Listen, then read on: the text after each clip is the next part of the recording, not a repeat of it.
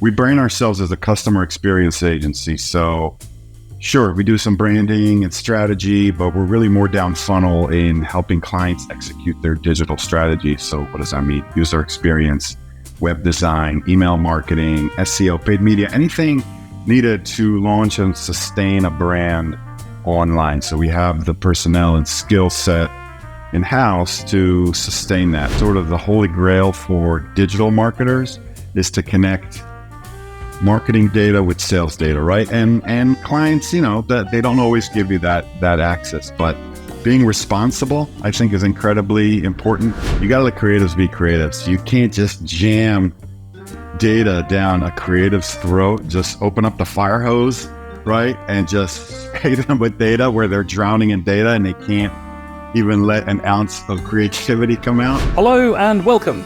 I'm your host, Sam Knowles. And joining us on Data Malarkey this week from Philadelphia, PA, is Shai Reichert, the co-founder of XDS, a US-based business also known as the Experience Design Studio. Shai has almost 20 years' experience working in web development, user and customer experience.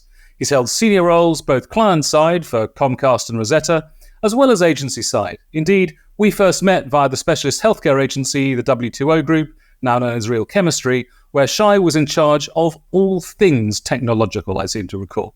Now, almost 6 years ago, Shai co-founded XDS, where he focuses on technology and of the operations necessary to build a positive and robust customer experience for its clients. I think I'm right in saying that most of them are active in the healthcare area. XDS offers a heady mix of consulting, design thinking, engineering, marketing, and analytics. The company aims to enhance the customer and indeed the patient experience, we might say beyond the pill, for pharma and healthcare companies. Shai, welcome to Data Malarkey. Thank you. Yes, glad to be here. Glad to be here with you. I trust that was a decent summary of who you are, what you do, how you've got here. Anything you'd like to add? Anything I've got wrong? No, I think you nailed it. I think I kind of need to adopt that introduction myself a little bit. I think I sold myself a little short. It's yours to have, absolutely. Thank you. Before we get down and dirty with data, I wanted to go maybe a bit beyond the day job. And I'll give you an opening question that's designed to get to the heart of what makes you, you. So can you tell me, Shai, first of all, how do you spend your time? So I'm a huge sports fan.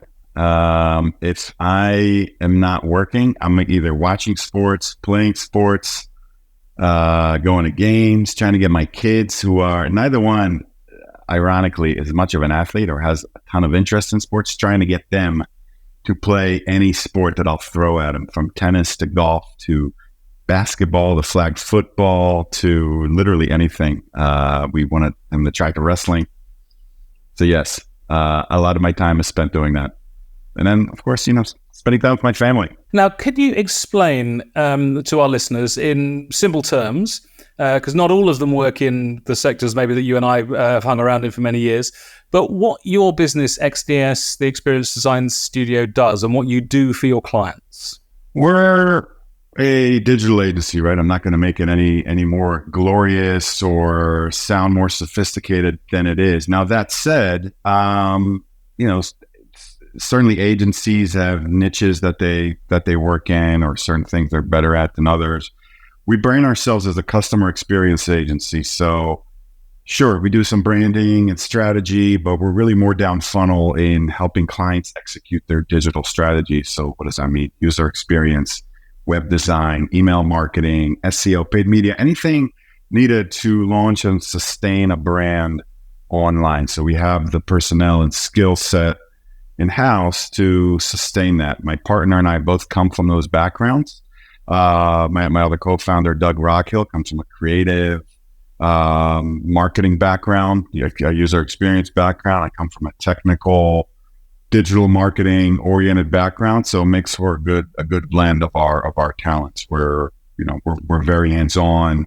We like to lead from the front. We like to get involved with clients, and that's the type of services that we provide. And we do work quite a bit in the healthcare space, pharma, medtech, biotech. Can you tell us what kind of role data plays in your day-to-day work? Data plays an important role for us because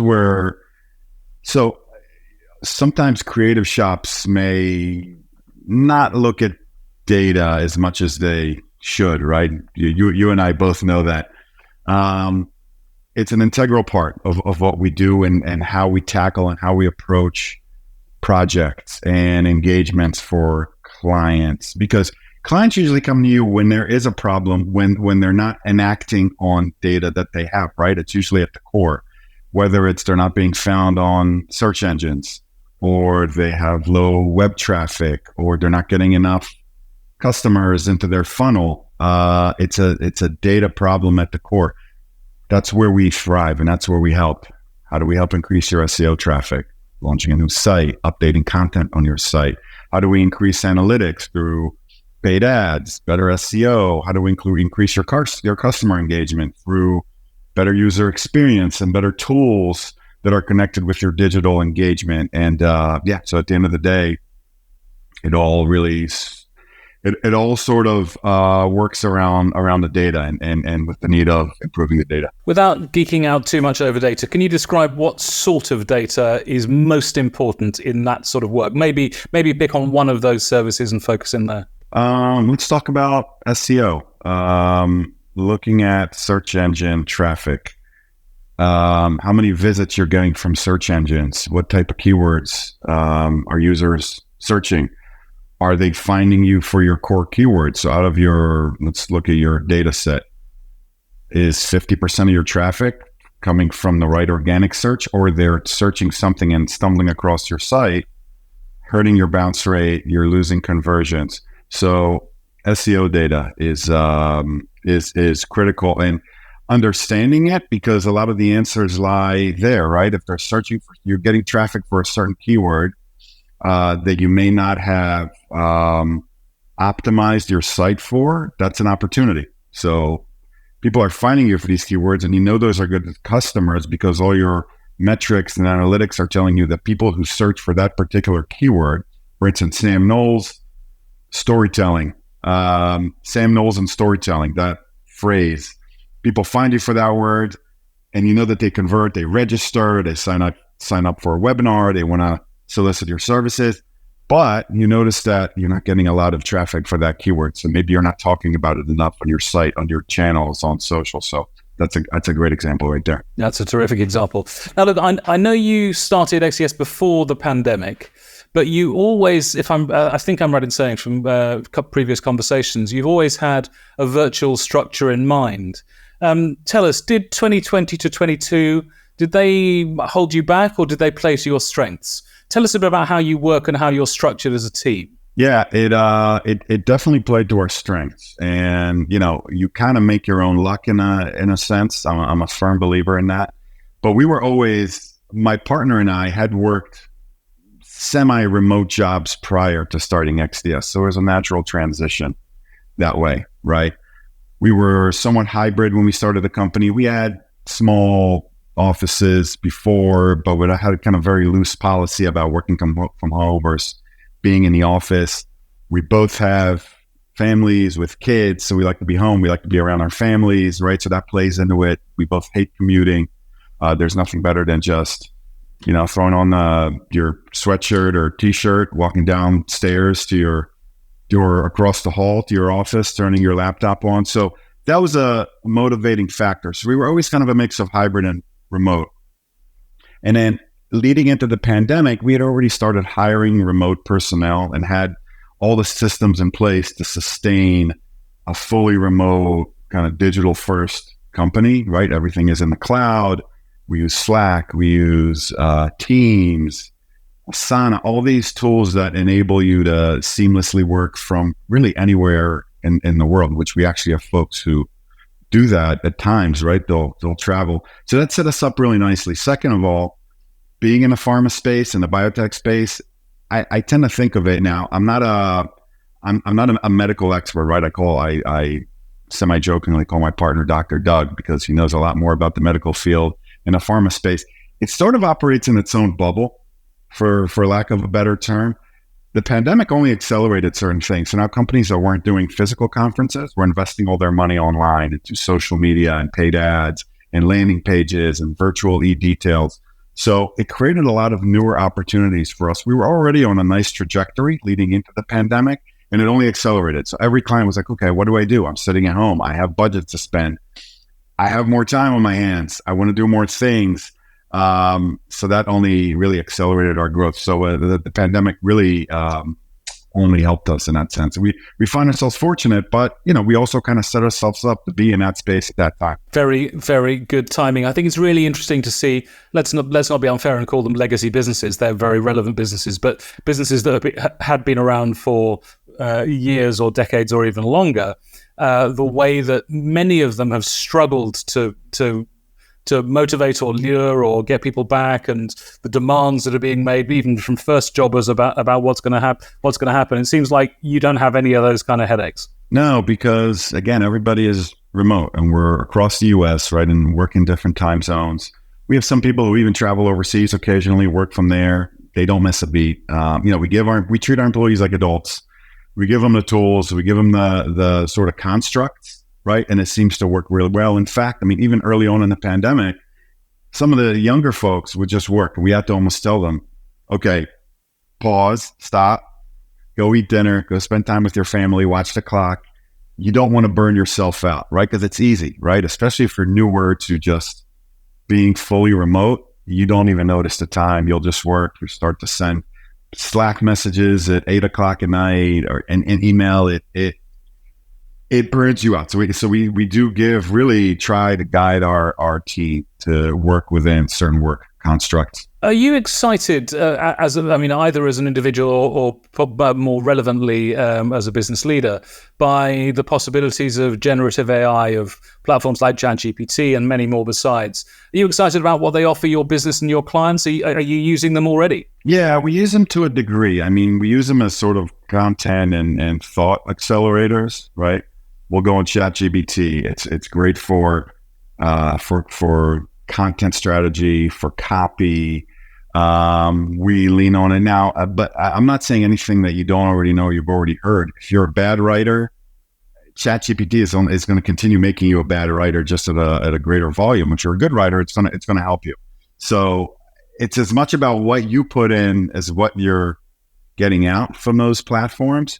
I'm not a believer in fads. Now but I'm not also someone who likes to stay behind. So I like to adapt, but I also am cautiously, right? I had a feeling that this whole metaverse was not going to go very far. Not that there's anything wrong with it per se. I just don't think we're there yet as a society. To me, it's like everything has to go to shit for us to just put on a VR headset after being in front of our computer all day. And guess what? We have a VR headset. My kids used it. I put it on once. It's just sitting there collecting dust right now, sadly, as I'm sure other people will attest. So to me, it's about I like really digging through the fad to see what's there, what's real, what can be used. Where do we see ourselves in 10 years, right? Like, we're a digital agency. What does it mean in 10 years? Are we still going to be building websites? I hope so. Are we still going to be doing email marketing campaigns? I hope so. We have to adapt, right? Same way as offline and print shops 25 years ago thought, yeah, we're going to be doing print material forever. And, what's this new digital thing? Is this a fad, right? What are these websites? So it's being able to predict a little bit what's coming in some sense and align and position yourself, but also not trying to say, oh, look, we're just going to make everything. And our clients aren't asking for you. Still clients have, websites that use like PowerPoint drawings on them, right? So people tend to try and sort of jump over things that are wrong with their digital properties or that they're not even doing to try and jump to the next thing. Let's get what you got going on organized and fixed right now. And, and then we can look at how we can enhance it with some new tech. I mean, there's an article I wrote on LinkedIn. I could dig it up for you about 6 things you should do with your websites for 2016. It's still relevant. And these people are talking about AI right now, right? I'm like, you don't even have a working contact form on your website. It'll be very good. Let's make sure that we capture that. I love the fact that it's kind of 7 years old and people still aren't doing them. Can I ask you my last question? I think about AI, kind of an ethical question.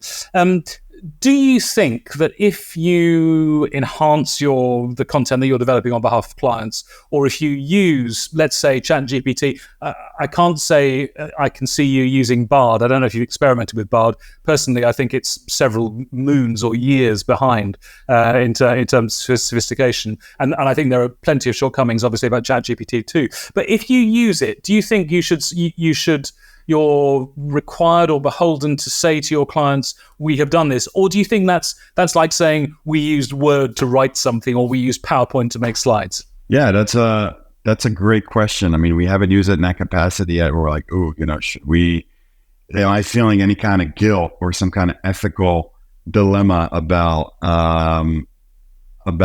telling my clients that we use this? We might use it to, we plug in a title for an ad. All right, give me 10 different, or for a website, ChatGPT, give us 10 other options to use. And you know what? It's okay. It's not great, right? People hype it up, but it's still, right? You need it because that content was put there by people to some degree, and it's learning over time, right? So we're still a little bit far away from having to write an entire website content or entire website manuscript for me that I could put in as is, right? So it's an enhancer in some degree, and it, not that, but things like that have been around for several years now, right? So it's not at the point where like, well, what I'm getting here is unethical, and I need to, disclose this to someone. Got you. Absolutely. Would you say, I think I know the answer to this question because you've kind of hinted at it already. You're a devotee of using data to inform creativity. Would you say that creativity that's underpinned and driven by data is superior to creativity that ignores the data? That's a great question. I mean, a great creative mind is a great creative mind. So there's still going to be a great creative mind, and they're still going to be extremely creative. I think in a lot of cases, data, again, it's going to it's only going to help you, right? It's not going to deter you. Now, it might make you think, right? There's the argument, you see it in sports sometimes, of overly using analytics, right? Almost at the behest of what you're doing. I follow your football or soccer to a degree, right? But like baseball is a perfect example. If you follow baseball at all, right? There's the criticism of you're overly analytical, right? You're replacing your starting pitcher 3 innings in after he's only thrown 50 pitches because the next 3 hitters all hit extremely well against him, and you have an arm in a bullpen that has dominated them, right? That's just going a little too crazy, right? But there should always be some semblance of data there, right? Large engagement, client with a problem. There is some data there that you should at least consider in your creative brief to at least guide, just kind of stir your creative thinking a little bit. It always helps. So that's my roundabout answer. So there's always great creativity, and it can never hurt to use at least a sprinkle of data. Let's start there. Yeah, I think the idea of kind of Moneyball has done extraordinary things in many different sports, that type of approach. But the prospect of actually using that kind of live in real time maybe is taking a bit too far. I think that's a great analogy. Out of interest, by the way, who is your baseball team? The Philadelphia Phillies. Prospects for the upcoming season? Should be fine. We will have started by the time this goes out, so they'll probably be ahead of their division. Should be good. By the time this goes out, I hope at least to get back to 500. So the season started in April. I'm actually a season ticket holder, so for my personal financial interests and for me going to games, they need to be good. But they're off to a little bit of a shaky start. I think they're hungover. They played in the World Series. They played well into October. I think even early November. So I think they're a little hungover. Right. Once you play at that level to kind of come back down and start the season again, it takes a while to get the wheel spinning. A couple of key players are hurt. I think they'll be fine. My wife, and if you follow soccer a little bit in the UK, my wife and son are both Liverpool fans, owned by Fenway, of course. We're a Red Sox. I'm sorry, but that counts as swearing in your ears. We're a Red Sox household. But they were on the verge of winning last season. They were on the verge of winning 4 trophies. They missed by 2 goals and 2 games, and they've had a season-long hangover. So I appreciate that hangover can happen. It's real. It is real, right? it's like getting yourself up back to that level is tough when you're just playing a day game against a game on a Sunday against Leicester City, or in our case, I don't know, the Washington Nationals.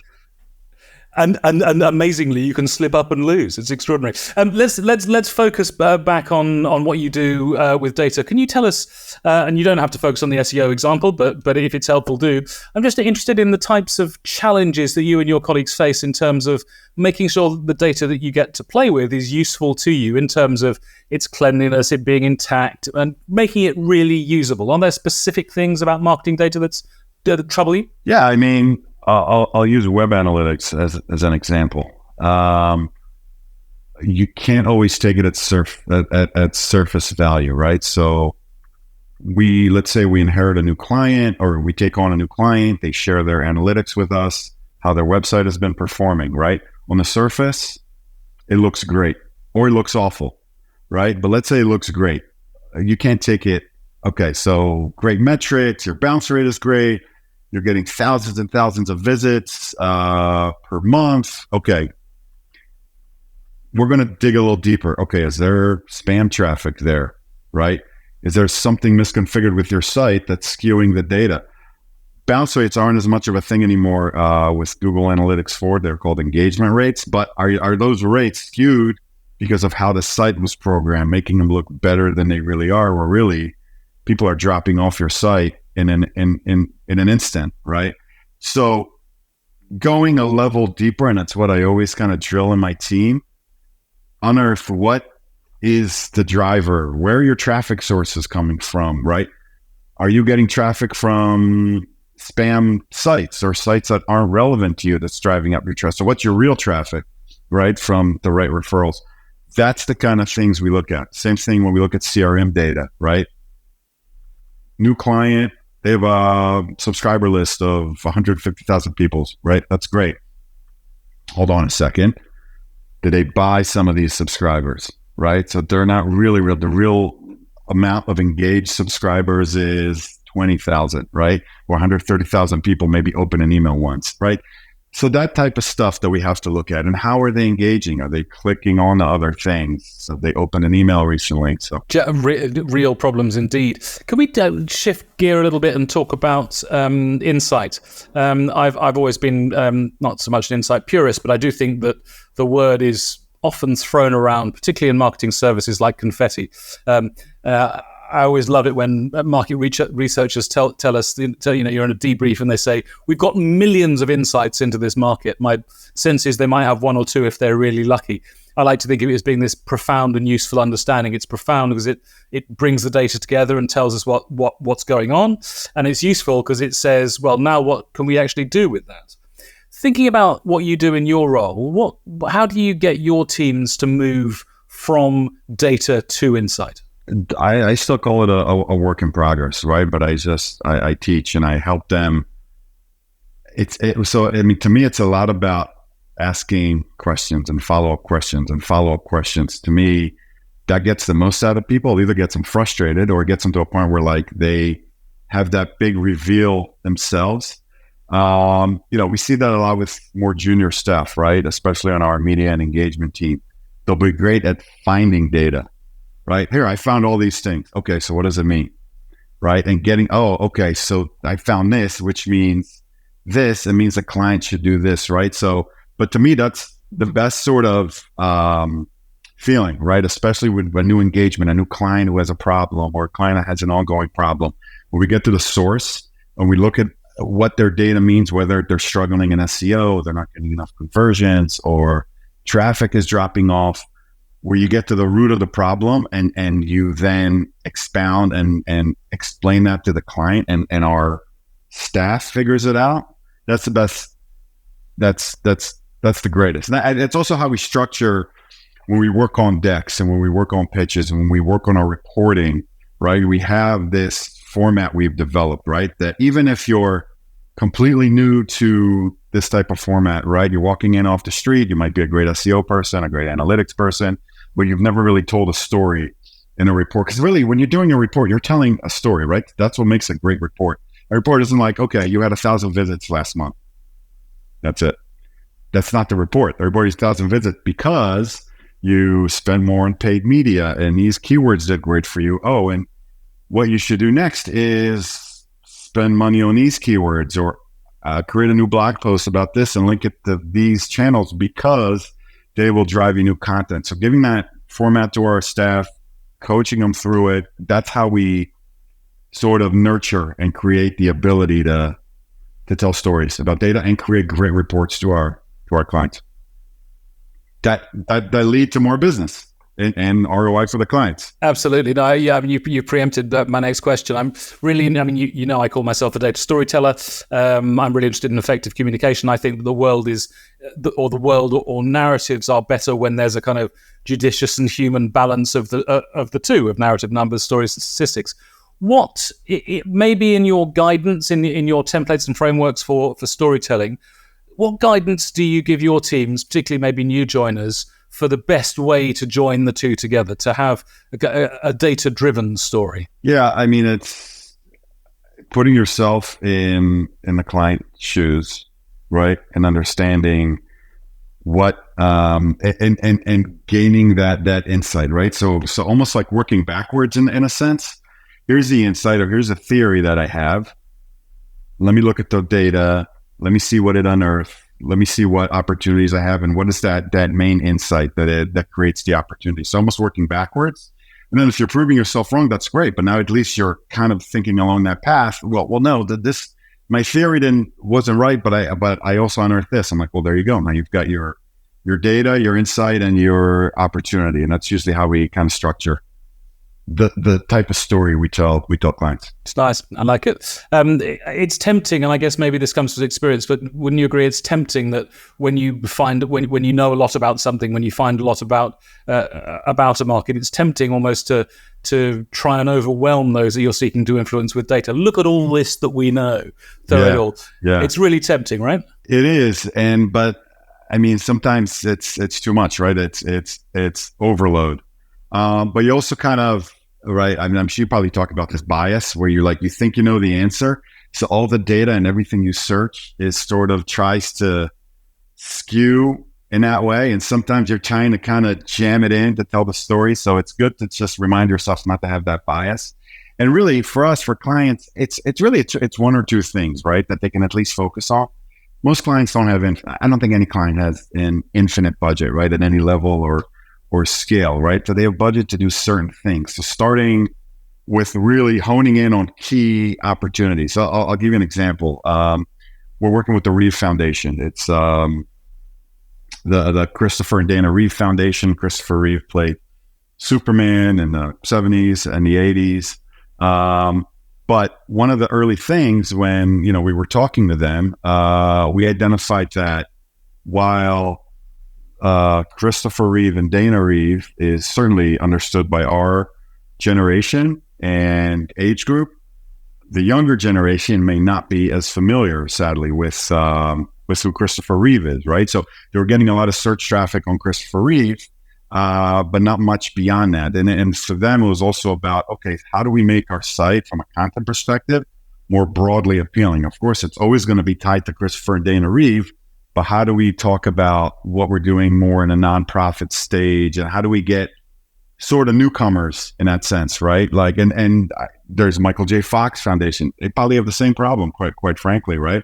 Again, our generation knows who he is. He's been a little more relevant with, sort of 80s nostalgia maybe, but not far off, right? I mean, I'll ask my daughter, Michael J. Fox, she won't have any idea.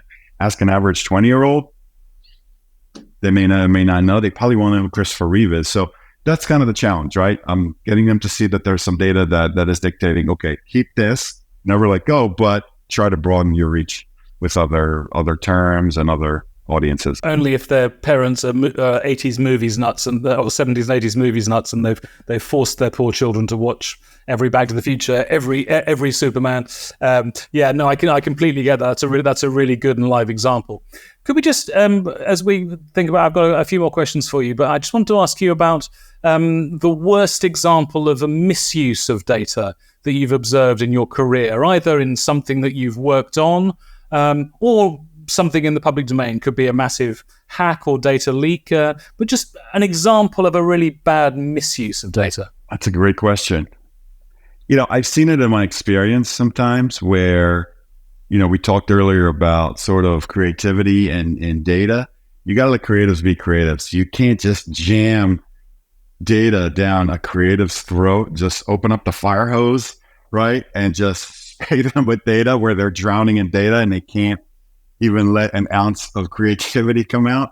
So I've seen that, right? These like overboard briefs that have so much data in them where really they kind of almost miss the big picture.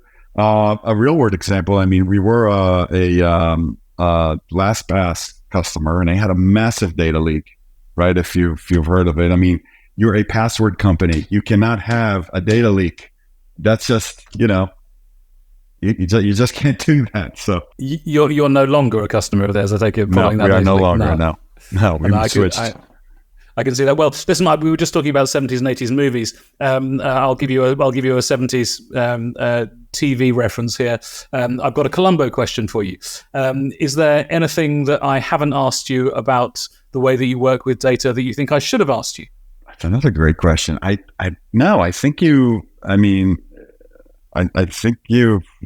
the questions were great. I mean, I'm trying to think if there's something with data you should be aware of. I mean, it's reporting is incredibly important. It's about, we don't always get great sets of data, right? I mean, the sort of the holy grail for digital marketers is to connect marketing data with sales data, right? And clients, that they don't always give you that access, but being responsible, I think, is incredibly important, right?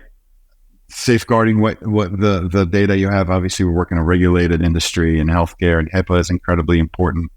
But being responsible in how you report, because clients will make business decision on the work you do and how you report it. So being incredibly judicious and responsible in making sure that the insights and the metrics that you are aggregating and collecting or presenting are right and have to be double checked, because someone may make a bad business decision if your analysis is wrong. So I think that's sort of one wrinkle there. Now, we will, of course, when you give it to us, we will, of course, include a link to your 2016 blog post about 6 things that you should do with your website immediately that people still aren't doing. Where else can people find out about what you do and about what your company does? So best way is to go to our website, madebyxds.com. We have a lot of great information, case studies from work we've done, a little bit about the team, some thought pieces. We're fairly active on LinkedIn as our primary channel. We'll post a lot there, so you can go right to our Experience Design Studio LinkedIn page. My partner and I occasionally share our thoughts. Maybe we should be doing it a little bit more. You can't go wrong. Brilliant. Listen, thank you so much for your time, Shai. Thank you for sharing your approach to using data smarter. I think if there were only more people with your practical approach to working with data, there'd be rather less malarkey about the world of customer experience and rather more data common sense. Shai Reichert, thank you so much for joining us today. Thank you, Sam. It was a pleasure. Thanks so much for listening to Data Malarkey, the podcast about using data smarter. To find out what kind of data storyteller you are, why not take our data storytelling scorecard? It takes just 2 minutes to complete and will give you a personalized report right away. Visit data-storytelling.scoreapp.com or follow the link in the show notes.